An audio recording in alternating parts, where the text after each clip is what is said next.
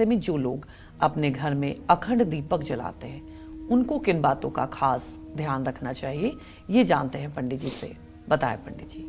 देखिए, अखंड दीपक के सामने बैठ करके जप करने से पूजा का कई हजार गुना फल प्राप्त होता है। लेकिन अखंड दीपक वही लोग जलाएं जो लोग दीप की 9 दिन तक प्राणों की तरह रक्षा कर सकें, क्योंकि दीपक जलाना उतना पुण्यदायी नहीं है जितना दीपक का बुझ जाना अशुभ है। इसलिए अगर आप 24 घंटे पूजा स्थान का निरीक्षण कर सकते हैं, आप 24 घंटे अलर्ट रह सकते हैं दीपक की सुरक्षा में, तो आपको दीपक जलाना चाहिए। इससे पूजा का फल हजारों गुना बढ़ जाता है। दीपक में हमेशा गाय के घी का प्रयोग करना चाहिए। अगर शुद्ध गाय का घी आज मिलावटी युग में न मिले तो तिल का तेल का दिया जला लीजिएगा। अगर ये भी संभव ना हो तो वैसे तो मैं नहीं कहूँगा, लेकिन नीम के तेल का भी दीपक जलाने का कहीं कहीं विधान है, लेकिन ऐसा न करिएगा। तिल के तेल की व्यवस्था तो हो ही जाएगी। घी का दीपक माँ दुर्गा की दाहिनी तरफ और तेल का दीपक देवी के बाईं ओर रखना चाहिए। दीपक जलाने से पहले उसको चावल, गेहूं या सप्तधान्य का आसन जरूर दें। दीपक को सीधा पृथ्वी पर न रखें। कालिका पुराण में कहा गया है कि सब कुछ सहने वाली पृथ्वी को बिना किसी कारण के पदाघात और दीपक का ताप सहन नहीं होता है। अखंड दीपक की बत्ती बार बार न बदलें, लेकिन हाँ, उसमें 2 बत्तियां जरूर डाल दें लंबी लंबी, ताकि एक बत्ती अगर कम पड़ने लगे तो दूसरी बत्ती को किसी चीज़ से उससे सटा दें और दूसरी बत्ती जलने लगे।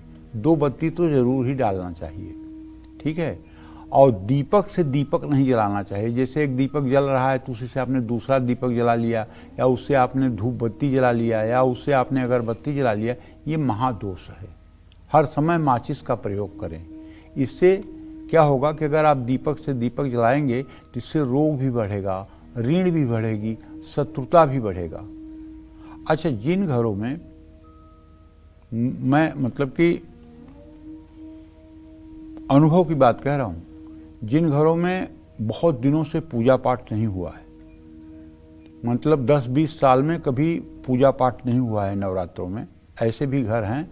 और जहाँ लोग दुख और विपत्तियों से पीड़ित हैं और किसी ब्राह्मण ने बता दिया कि नहीं, आप ये पूजा पाठ करवा लीजिए, इससे आपका संकट दूर हो जाएगा, और वो तैयार भी हो गए और नवरात्र में पूजा करवाने के लिए। तो अब देखिए, वहाँ पर पूजा करने वाले ब्राह्मण को बहुत अलर्ट रहना चाहिए, क्योंकि जब वहाँ दीपक जलेगा ना, तो वहाँ की जो आत्माएं हैं वो आकर के दीपक को किसी न किसी रूप में बुझाएंगी। कोई न कोई उत्पात होगा, कोई कुत्ता बिल्ली उस पूजा घर में प्रवेश करेगा, कोई चावल खा जाएगा, कोई नारियल गिरा देगा, कोई कलश गिरा देगा, कुछ ऐसी घटनाएं होंगी। ये मैं बात बता रहा हूँ आपको बहुत अनुभव की। तो ऐसे में अगर किसी के घर में ऐसी कोई पूजा करानी है तो पहली बात तो सुरक्षित स्थान पर पूजा हो। दूसरी बात, कोई न कोई हर समय पूजा स्थान में रहे। तीसरी बात, पूजा स्थान में अनावश्यक लोगों का प्रवेश न हो। और चौथी बात, पूजा करने वाले व्यक्ति को पूर्ण रूपेण शुचिता और पवित्रता के साथ रहना चाहिए। और भैरव के मंत्र ओम बंग बटुकाय नमः, इस मंत्र का निरंतर जप करते रहना चाहिए। और भैरव महाराज से रोज प्रार्थना करना चाहिए कि आप इस यज्ञ की रक्षा करें। तो ये सब करने के बाद थोड़ा उत्पात कम हो जाता है और उसकी सफलता मिलती है। क्योंकि एक बात तो है ना, देवी की साधना में कहा गया है कि चुगुल चोर लबारन को बटुआरन को तुमहू डरती हो। मतलब चुगुल, चोर, झूठे लोग, बटुआर मानते इधर की बात उधर करने वाले, इनको देवी भी डरती हैं। इनका पतन होता है, महिषासुर की तरह इनका वध होता है, लेकिन बड़ा देर लगता है। तो कहने का मतलब यह है कि आप भी अगर साधना कर रहे हैं तो साधना के समय अगर आप हर समय साधना कर रहे हैं तो कोई दिक्कत नहीं है। अगर आपके दिए में फूल बन जाता है जैसे मतलब कि फूल के आकार बन जाता है, तो ये तो आपकी पूजा की सिद्धि का प्रमाण है। लेकिन अगर आप पहली बार पूजा कर रहे हैं, 10-20 साल आपके घर में पूजा नहीं हुई है, पहली बार अनुष्ठान हो रहा है, तो इसमें बहुत समय लगेगा। एक दिन में आप कल्पना मत करिए कि 9 दिन का नवरात्र आप करेंगे, वो कल चक्रवर्ती सम्राट बन जाएंगे। ऐसा कुछ होने वाला नहीं है। पाप के पहाड़ जैसा आपका प्रारब्ध अगर है, काला पहाड़ जैसा, और उसको माचिस की तीली से आप जलाना चाहेंगे तो वो जलने में समय लगेगा, 2-4 साल का समय लग सकता है। धैर्य रखिएगा। ऐसा नहीं करे यार कुछ नहीं होता देवी की पूजा से, मैंने नवरात्र में पंडित बुला करके पूजा किया और कुछ नहीं हुआ, मेरी सब पूजा पाठ ढोंग है। अरे नास्तिक मत बनो। अगर सचमुच में आपके प्रारब्ध कटेंगे तो आपका सौभाग्य उदय होगा। एक दिन में कुछ नहीं होता है, साधना तो करनी पड़ती है। माँ पार्वती को 12,000 वर्ष तक अपर्णा के रूप में बिना जल पिए अपर्णा के रूप में साधना करनी पड़ी थी, तब उन्हें भगवान शिव की प्राप्ति हुई थी। सोचो किसको? माँ पार्वती को, जो सती का ही दूसरा रूप थी, जो भगवान शिव के लिए ही पैदा हुई थी।